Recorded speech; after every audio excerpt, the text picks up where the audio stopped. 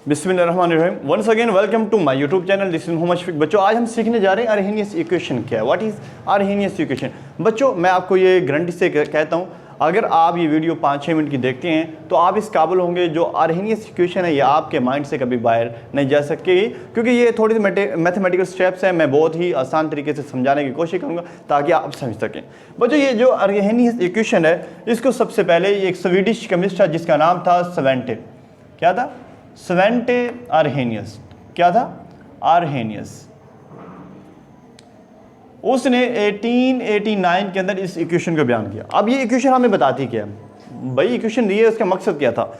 ये इक्वेशन हमें बताती है जो इफेक्ट ऑफ टेम्परेचर है। क्या है? Effect of temperature. टेम्परेचर का जो असर होता है किसके ऊपर? केमिकल रिएक्शन के ऊपर। किसके ऊपर? केमिकल रिएक्शन के ऊपर। उसको ये एक्सप्लेन करती है। क्या करती है? केमिकल रिएक्शन के ऊपर जो टेम्परेचर का जो इफेक्ट होता है उसको ये क्या करती है? एक्सप्लेन करती है।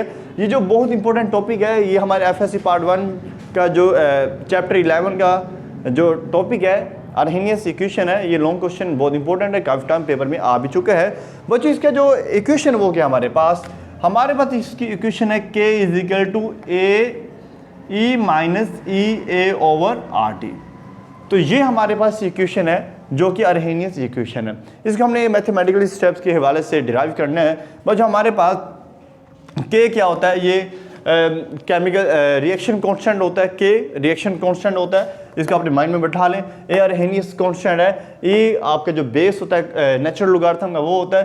ई ए हमारे पास एक्टिवेशन एनर्जी होती है। आर जनरल गैस कांस्टेंट होता है और टेम्परेचर टी टेम्परेचर होता है। ठीक है बच्चों, अब ध्यान से देखें हमारे पास ये है। आप क्या करेंगे?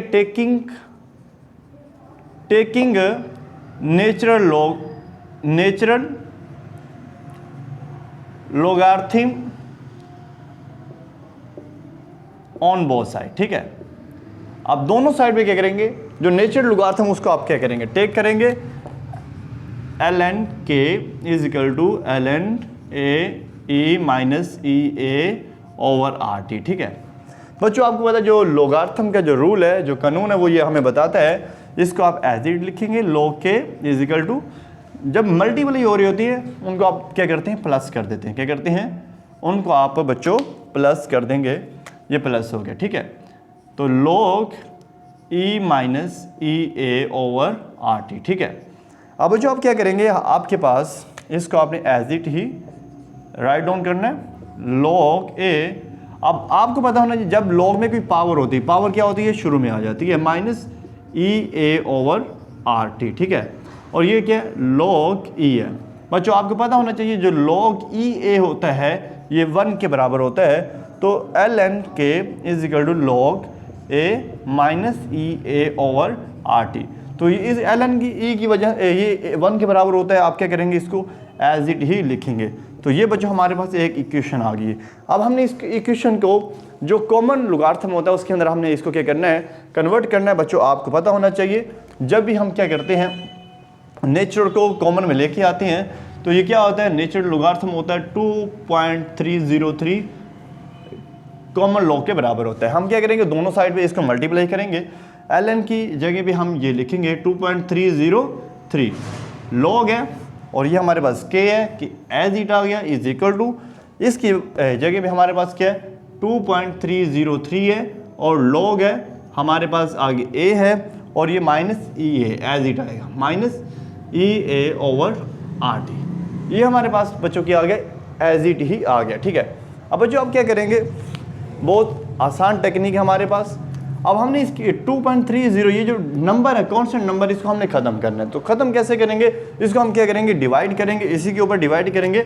Divided by both side, on both side आप क्या करेंगे? इसी नंबर को आप 2.303 को आप दोनों साइड पे क्या करेंगे? डिवाइड करेंगे।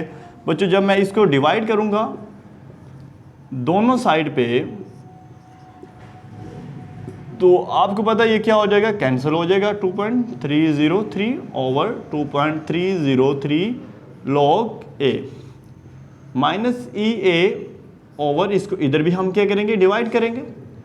आर टी आ जाएगा। ठीक है बच्चों आपको पता होना चाहिए जो सेम वैल्यूज होती हैं वो कैंसिल हो जाती हैं। ठीक है, इधर हमारे पास क्या बचेगा, log k is equal to हमारे पास क्या है, log a बचा और minus E A over 2.303 RT हमारे पास ये इक्वेशन आ चुकी है। ठीक है बच्चों, हमारे पास एक स्लोप की इक्वेशन होती है। ठीक है, तो वो हमारे पास क्या होती है, y is equal to minus M X plus C होता है। ठीक है, ये जो इक्वेशन होती है ये स्लोप की इक्वेशन होती है। ठीक है, अब हमने देखना है हमारे पास ग्राफ किस टाइप का आएगा।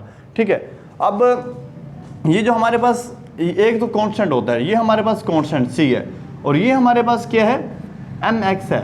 इसमें जो चीज़ कॉमन है कांस्टेंट, वो हमारे पास जो कांस्टेंट है बच्चों, वो इतनी वैल्यू हमारे पास क्या है, कांस्टेंट, इस वैल्यू का हमें पता है। ठीक है, इस वैल्यू का बच्चों हमें पता है, बाकी हमारे पास 1/t रह गया। ठीक है, ये हमारे पास x है, ये हमें बताएगा ग्राफ हमारा क्या होगा, डाउनवर्ड होगा या अपवर्ड होगा।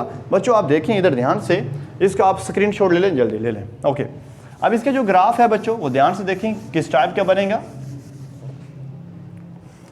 ये देखिए बच्चों, ये हमारे पास x एक्सिस है और ये हमारे पास है y एक्सिस है। ठीक है, अब बच्चों ध्यान से देखना, ये जो नेगेटिव साइन है ये वाला, ये शो कर रहा है जो हमारा ग्राफ है वो डाउनवर्ड होगा। क्या होगा, इस तरह का होगा। ठीक है, हमारे y एक्सिस पे हमारे पास बच्चों क्या है, टेम्परेचर है। क्या है, 1 x एक्सिस पे, क्योंकि ये x पे है, x के रिजेंबल है, उससे कोरेस्पॉन्डिंग है। हमारे पास 1 टेम्परेचर हमारे पास क्या है, x एक्सिस पे। इसका मतलब ये जो ग्राफ है ये डाउनवर्ड है। क्या है, एक स्लोप का मतलब ढलवान होता है, वो नीचे की जानब जा रही है। अब बच्चों ये हमारे पास y एक्सिस पे हमारे पास क्या है, log k है। क्या है, log k है।